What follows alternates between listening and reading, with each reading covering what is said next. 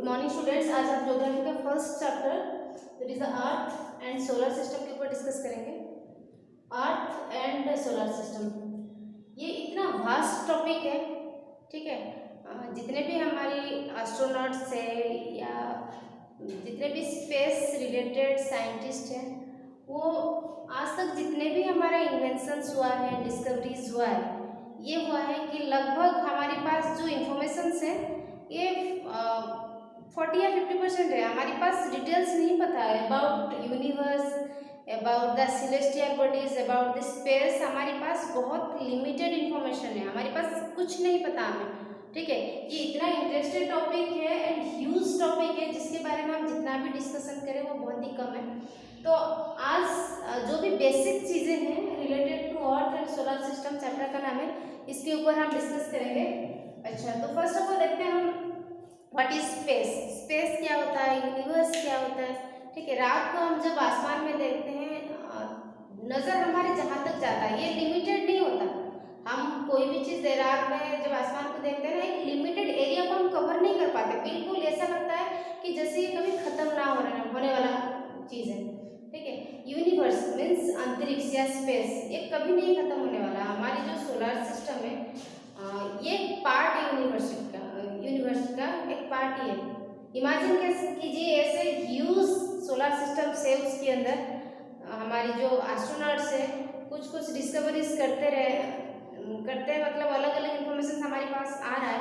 लेकिन हमारी जो सोलर सिस्टम है ये कौन सा है, हमारे सोलर सिस्टम का नाम क्या है, मिल्की वे और आकाशगंगा बोलते हैं। ये यूनिवर्स का एक पार्ट है, ठीक है। It is a part of universe, just एक पार्ट है, लेकिन ये कंप्लीट यूनिवर्स नहीं है। हमारी आकाशगंगा या जो मिल्की वे यूनिवर्स है, ठीक है, जो सोलर सिस्टम है ये कंप्लीट यूनिवर्स का एक पार्ट है, जस्ट एक पार्ट, ठीक है ना।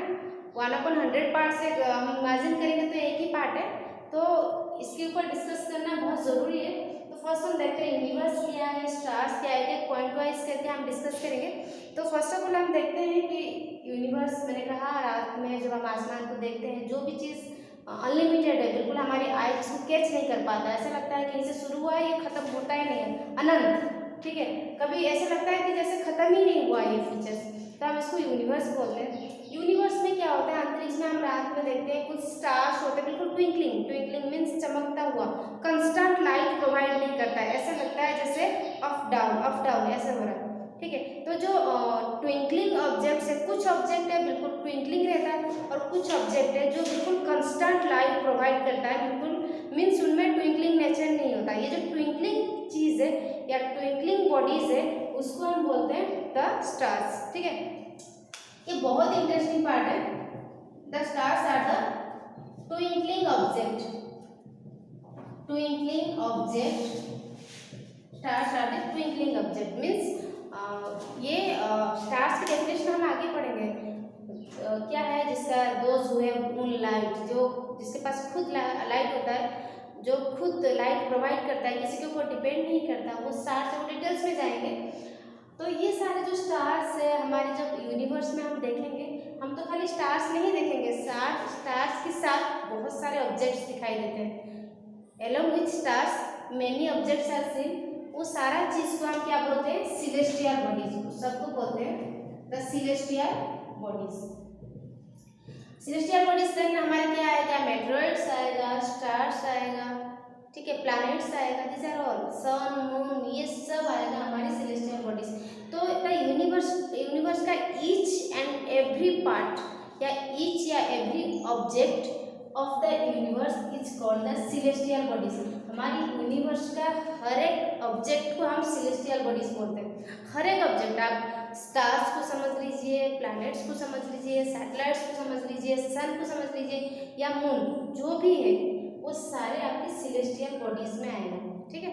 तो अच्छा, ये जो मैंने कहा स्टार्स है, this are the twinkling nature. ये ट्विंकलिंग क्यों है, क्यों कंस्टेंट लाइट प्रोवाइड नहीं करता है, लेकिन एक्चुअली है ये कंस्टेंट लाइट प्रोवाइड करता है। They are the luminous bodies. हमारे एक पॉइंट होता है what are the luminous bodies, luminous, और एक होता है non luminous. Luminous bodies means which radiate light, जो लाइट रेडिएट करता है वो आपका लुमिनस बॉडी होगा। कैंडल समझ लीजिए, candle is a luminous body, क्योंकि जब हम कैंडल को जला जलाते हैं तो लाइट रेडिएट ऑब्वियसली करता है, तो विच रेडिएट लाइट, विच एमिट लाइट, ठीक है, विच एमिट लाइट,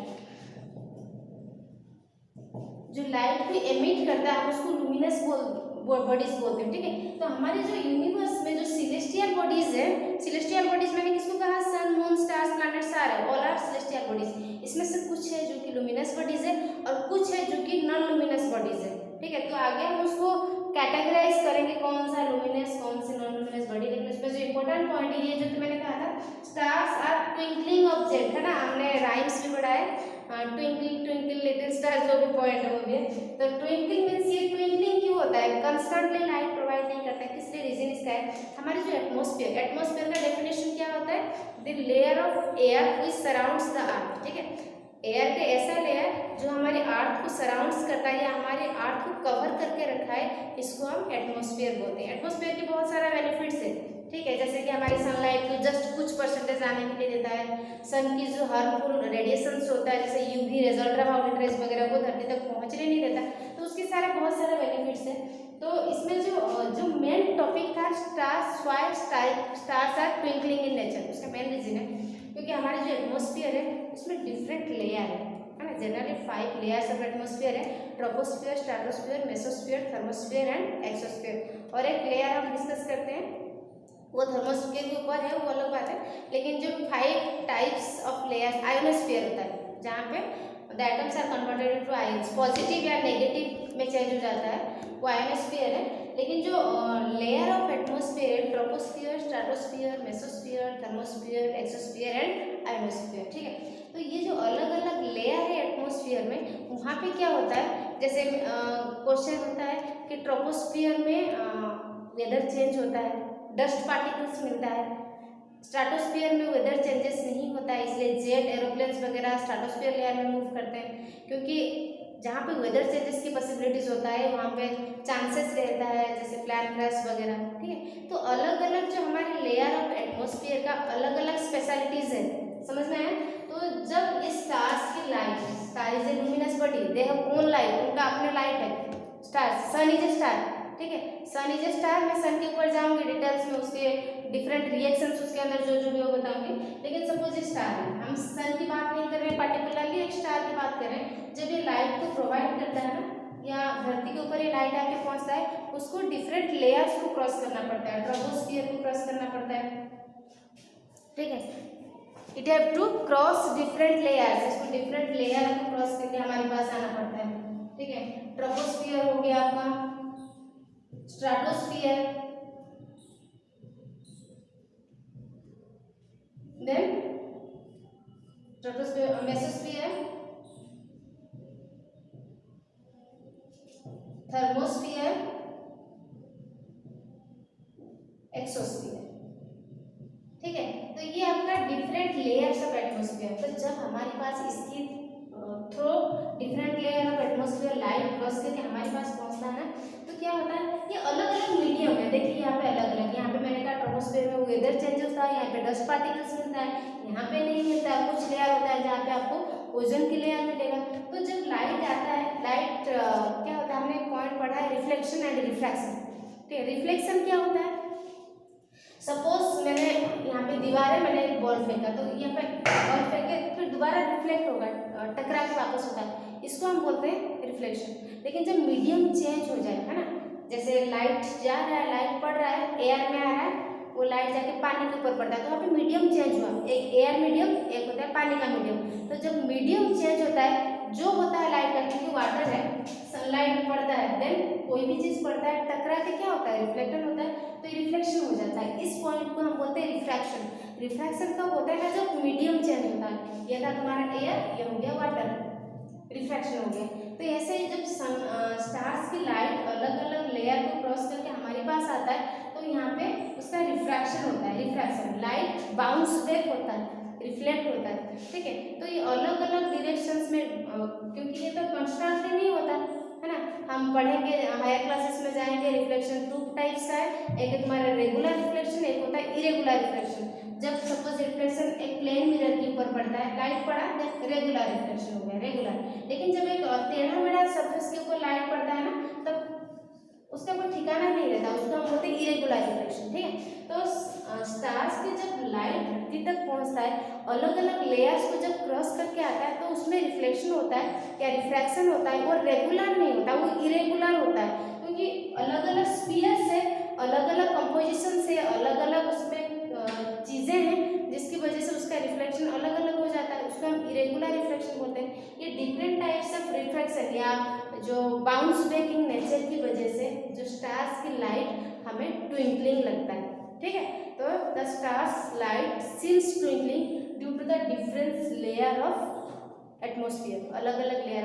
और सेकंड पॉइंट क्या है, जो जूनियर क्लासेस में हम पढ़ के आए कि स्टार क्यों ट्विंकलिंग लगता है ना, distance between us and star, बहुत ह्यूज डिस्टेंस है, बहुत बड़ा डिस्टेंस उसके पास रहता है, जिसकी वजह से लाइट हमें कंस्टेंटली दिखाई नहीं देता, ऐसे लगता है कि ट्विंकल कर रहा है, अप डाउन ये हो रहा है। ठीक है, तो बहुत सारा उसके अंदर हाइपोथेसिस है। क्वेश्चन आएगा, अच्छा रात में तारे क्यों चमकते हैं, दिन में तारे कहाँ चले जाते हैं, क्यों नहीं चमकते? नहीं, दिन में प्रेजेंट वहीं पे है, क्योंकि जो प्लैनेट्स होते हैं वो मूव करते हैं, लेकिन स्टार्स की मूवमेंट होता है बहुत कम अमाउंट में। हमारे सन का मूवमेंट होता है लेकिन बहुत कम, बहुत माइन्यूट अमाउंट में सन का अमाउंट मूवमेंट होता है। तो जनरली हम स्टार्स को बोलते हैं दे कैंट मूव, वो मूव नहीं करते, अगर करते भी हैं बहुत थाउजेंड्स ऑफ ईयर में, बहुत मिनिमम डिस्टेंस को वो लोग कवर करते हैं। समझ में आए? तो क्वेश्चन आता है, अगर रात में स्टार्स चमकता है तो दिन में क्यों नहीं आते? तो दिन में क्यों नहीं आते, रीजन क्या है ना, दिन में सन की जो लाइट है उसकी कंपेयर करें तो इन लोगों की लाइट जो होता है वो बहुत कम अमाउंट में होता है। ठीक है, जिसकी वजह से ये नेग्लिजिबल हो जाता है, हमारी आंख को दिखाई नहीं देता, बट है लाइट होता है, लेकिन कंपेयरिंग टू सन्स लाइट, सूरज की लाइट को कंपेयर किया जाए तो ये दिखता नहीं है, क्लियरली विजिबल नहीं होता। समझ में आया? तो ये था हमारी जो डेफिनेशन नहीं था, ट्विंकलिंग ऑब्जेक्ट्स या स्टार के बारे में कुछ बताया। देन हमने बताएंगे about the universe, point wise करेंगे डिस्कस इसको। यूनिवर्स मैंने कहा जब हम आसमान को देखते हैं, जहाँ तक हमारी आँख जाती है हमें लगता है कि और भी कुछ रह गया, हम नहीं देख पाए एक मोमेंट में, तो वो सारा अंतरिक्ष स्पेस या हम यूनिवर्स बोलते हैं। यूनिवर्स में मैंने कहा बहुत सारा आपका क्या है, बहुत सारा सिलेस्टियल बॉडीज़ है, different types of celestial bodies है। उसमें से कुछ है आपको जिसमें मिलता है लुमिनस बॉडीज, कुछ होता है जो कि नॉन लुमिनस बॉडीज है। बट डेफिनेशन क्या हो, the vast space containing all the celestial bodies are called the universe. Universe क्या होगा, द वास्ट मीन्स बड़ा, विशाल, the vast space containing the celestial bodies are universe. उसको हम यूनिवर्स बोलते हैं, बहुत बड़ा स्पेस जिसमें अलग अलग सिलेस्टियल बॉडीज रहते हैं, हम इसको बोलते हैं। तो हमारे पास कुछ पार्टिकुलरली कुछ ऐसे हाइपोथेसिस नहीं है जिससे हमें ये पता चले कि हमारी यूनिवर्स ओरिजिनेट कहाँ से हुआ है, कहाँ से। अलग अलग साइंटिस्ट का, अलग अलग एस्ट्रोनॉट्स का अलग अलग लॉज है, अलग अलग हाइपोथेसिस है, लेकिन जो माना जाता है मैक्सिमम वो आपका कंसिडर किया जाता है बिग बैंग थ्योरी।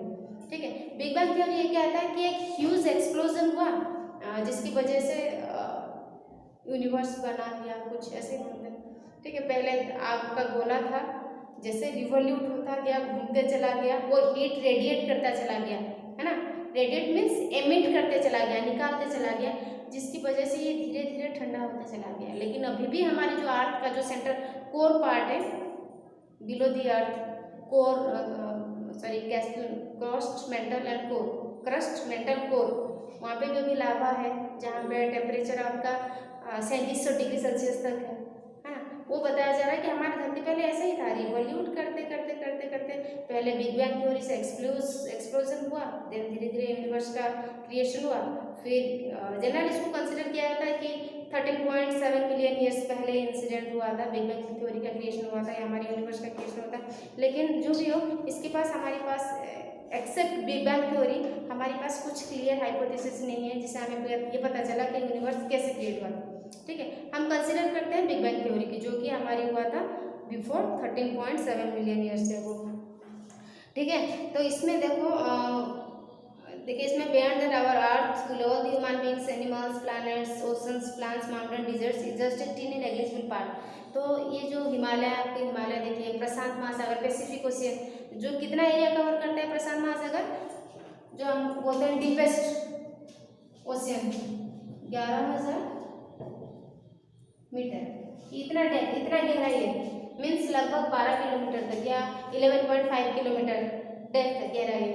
आपका हिमालयन माउंटेन देख लो, बड़ा कंटिनेंट आप एशिया महादेश देख लो, ये सब ना हमारी यूनिवर्स का एक छोटा सा पार्ट है।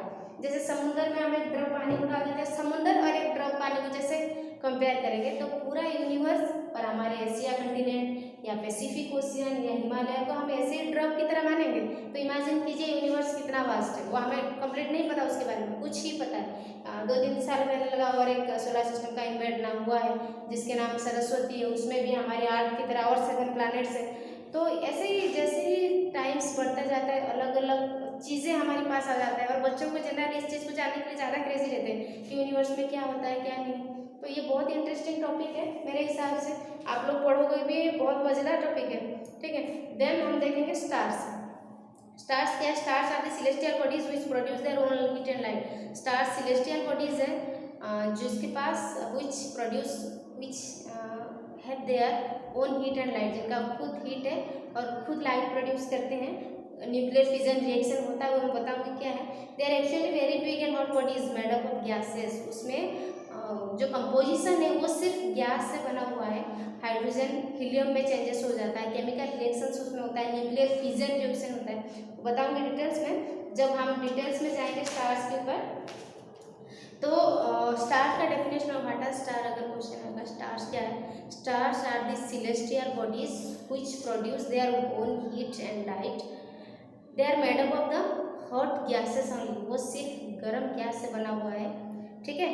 They give out huge flames at radiate tremendous amount of heat. वो उसके अंदर बहुत सारे केमिकल रिएक्शंस होता है जिसकी वजह से बहुत ज़्यादा हीट और लाइट वो प्रोड्यूस करता है, ठीक है। और हमें वो बहुत छोटा दिखता है क्योंकि due to the distance between us and star, बहुत डिस्टेंस की वजह से बहुत छोटा दिखता है। ट्विंकलिंग नेचर इसलिए दिखता है क्योंकि अलग अलग लेयर को क्रॉस करके हमारे पास आता है जिसकी वजह से रिफ्रैक्शन चेंज हो जाता है, इरेगुलर रिफ्रैक्शन होता है। इसके बाद हम देखेंगे सन को छोड़ के, मैंने कहा है स्टार्टिंग से सन इज ए स्टार। सन को छोड़ के हमारी जो नियरेस्ट स्टार है वो क्या है? प्रोक्सिमा सेंचुरी, ठीक है। Which is the nearest star except sun is Proxima Centauri. Proxima Centauri जो है ये आपका नियरेस्ट स्टार है, ठीक है। Then stars are so far away. Stars जो है वो हमसे बहुत ही काफ़ी दूर है, तो हम उसको देख नहीं सकते। जनरली सपोज हम सन की बात करें तो इतना दूर है कि उसको हम इमेजिन नहीं कर सकते। इसके बाद हमारे एक जो नेक्स्ट पॉइंट है दैट इज हम पढ़ेंगे अबाउट लाइट ईयर।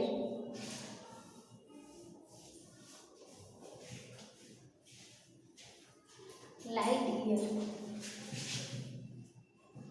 ईयर को पढ़ेंगे तो ये सोचता है शायद कुछ लाइट रिलेटेड टॉपिक आता है, नहीं। लाइट ईयर क्या होता है? It is the distance of light, ठीक है।